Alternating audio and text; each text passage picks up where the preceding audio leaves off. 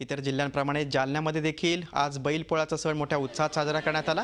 जिल्ह्यातील गावागावात आज सकाळपासूनच शेतकऱ्यांची लगबग पाहायला मिळत होती। या सणाच्या दिवशी बैलांकडून कोणतेही शेती काम करून घेतलं जात नाही, शिवाय बैलांच्या खांद्यावर कोणत्याही प्रकारचं जड ओझं दिलं जात नाही, अशी परंपरा आहे। त्यामुळे शेतकऱ्यांनी 4 वाजल्यानंतर बैलांना गावात आणलं, त्यांची गावातून भव्य मिरवणूक काढली, त्यानंतर बैलांना घरोघरी नेऊन त्यांची पूजा केली, पुरणपोळीचा नैवेद्य खाऊ घातला।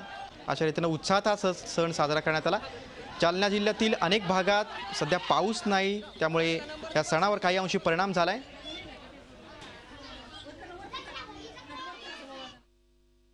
सण पोळ्याचा म्हणजे असा आहे की एक शेतकऱ्याचा आनंदाचा सण सर्व सणांपैकी मानला जातो, कारण की तो सण बैलाचा आहे। शेतकऱ्याच्या जीवनात पोळा हा म्हणजे एक बैलाचा सण नसून शेतकऱ्याच्या जीवनातला एक सण आहे, जो वर्षभर बैल त्या शेतकऱ्याला साथ देतो दुखात आणि सुखात।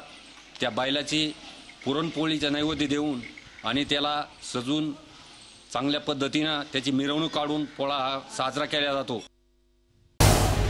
झी 24 तास रहा एक पाऊल पुढे।